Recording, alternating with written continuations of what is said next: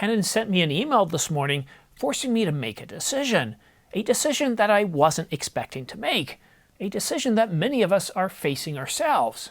Click subscribe and I'll show you the email, and perhaps this community can help me make the right decision. And if you're already subscribed, please check to see if you're still subscribed, because some viewers have recently been unsubscribed by YouTube. Hi, I'm Simon. I love scanning the news and rumor sites, patent applications, and all the pro forums so that you don't have to. But this video has nothing to do with the rumors and news. It's, well, about an email that Canon sent me this morning, offering discounts on lenses and cameras, sales that I haven't seen for a very long time. Better discounts than offered in the US for a change, forcing me to make a decision about the RF 10 to 20mm, a decision I was hoping to put off until January. Now, no surprises to most of you that prices have gone up across the board earlier this year, but pre-Christmas sales have not only reversed those prices, but also delivered never-before-seen decreases. My problem is this. I admire the Canon RF 10 to 20mm. It's $400 off. This is Canon's widest, offering image stabilization and excellent correction. But the RF 15 to 35 is also on sale, and it's an f2.8. And this is my problem. I love how wide the 10 to 20 is. I actually had it for, it was last month for a weekend. I was at a farm with my family. It was a pumpkin farm, and they had a corn maze. It was sunny, but partly cloudy, giving me great dynamic range, great color, great contrast, and I absolutely loved how it performed. But a 10 to 20mm does offer more limited scenarios for shooting than, let's say, the 15 to 35mm, and that lens also gives me an f2.8. But going back to that 10 to 20mm, even though it had image stabilization, when I was shooting all of this, I had forgot to turn it on. But applying stabilization in post, it's buttery smooth. Needless to say, I put the 10 to 20mm on my lens roadmap. So why do I feel like I'm being forced to make a decision? Well, for me, it's year end, and I'm finalizing my taxes with my accountant. I don't quite have a lot of revenue in Q1. It's been a very, slow camera year. I was expecting to make some purchases in Q2. But come January, all these seasonal sales will be off.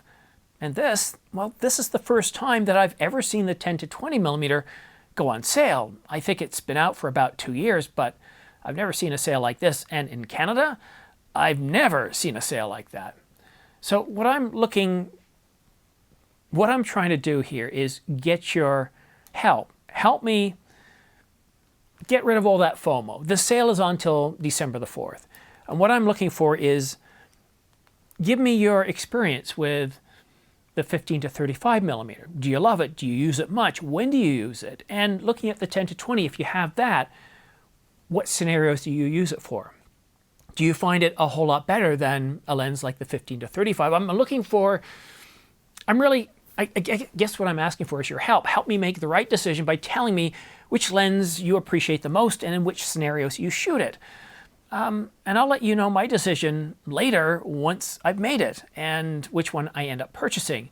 I'm kind of leaning towards the 10 to 20mm because nothing is as wide as this is. And if I'm back in Vancouver and Jasper National Park in June, well, then I know which lens I want to have with me, and it's the 10 to 20mm, because in those scenarios, in these settings, well, a 10 to 20mm is absolutely perfect. You want to capture as much of the landscape as possible. And while the 15 to 35mm is a great lens, and at f2.8, it does provide me with a few more scenarios, but I already have enough coverage in my lenses here to at least cover me from 20 up to 35mm. Still though, these numbers, well, they look really, really good. And for those of you in the United States that see these as being awfully high, these are again in Canadian dollars, which is around 35% discounted to the US dollar. But again, what is significant about them is that Canon has dropped these prices worldwide, not just the United States, Canada, Australia, and many other countries.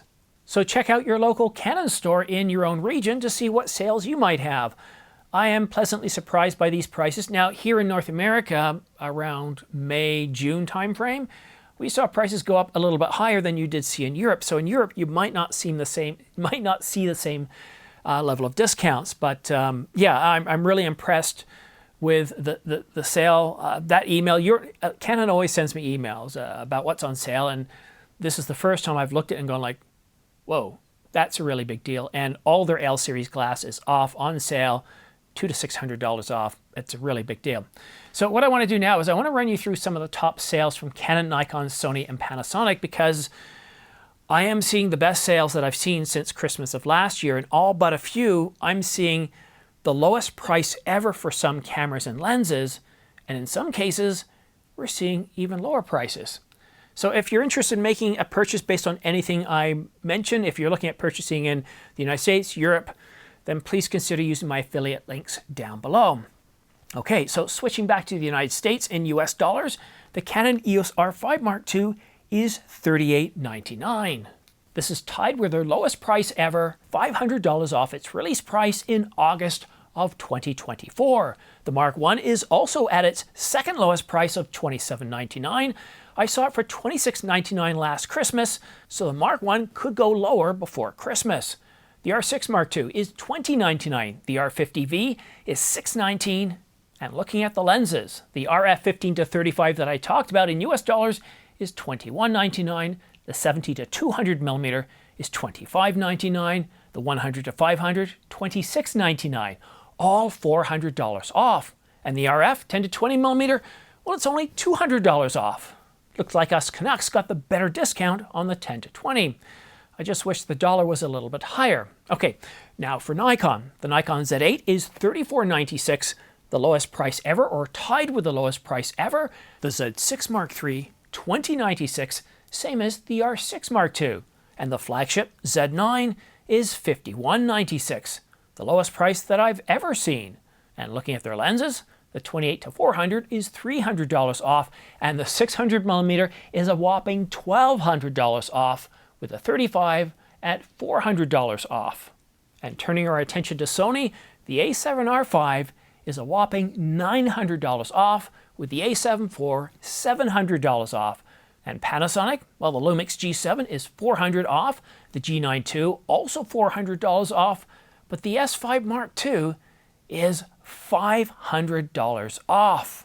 And folks, there are many more sales, and I tried to rush through as many as I could in this video without making it too long and boring. I just picked the best discounts on the most popular products that I could find, and yeah, these are good deals. One thing though, if you're interested in making a purchase, please use my links for B&H and Adorama in the United States, Wex Photo and Video in the United Kingdom, and Photoca in Europe. Now, one note of caution, now this is very important because prices, they could drop as we get closer to Christmas. But the longer you wait, the greater the chance that the products might sell out. And it's not just camera products.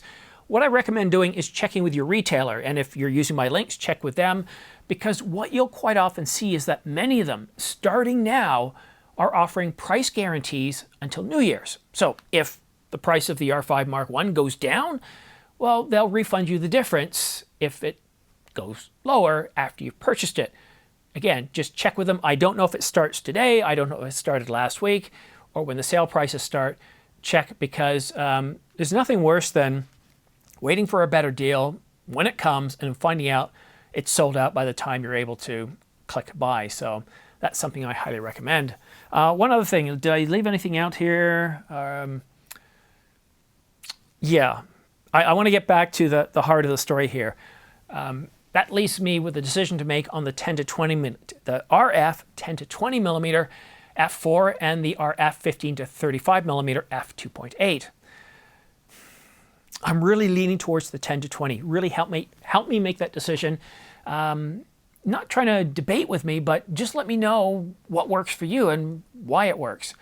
Now, if you happen to live in Canada and you're looking to take advantage of these deals, I highly recommend contacting Patrick at Downtown Camera. Now, they ship, I was going to say worldwide, they ship countrywide, and if you mention my name to Patrick and ask him to sharpen your pencil, go ahead and see what happens. I got to say, Patrick is very good at matching prices. He's very good at He's been in this business decades. He knows the business. He knows the cameras. He knows the lenses. He's not just Canon. He's everybody. So give him a shout, and he'll be happy you called. And closing words, have yourself a great week. And we'll see you again soon, because Sony is getting ready to announce the a7 IV on December the 2nd. And what I'm hearing now is it sounds like it's not just going to be a minor update, but it's going to be a bold, a great camera with great specifications. So more coming on that soon. Cheers. Bye now. Thanks for watching.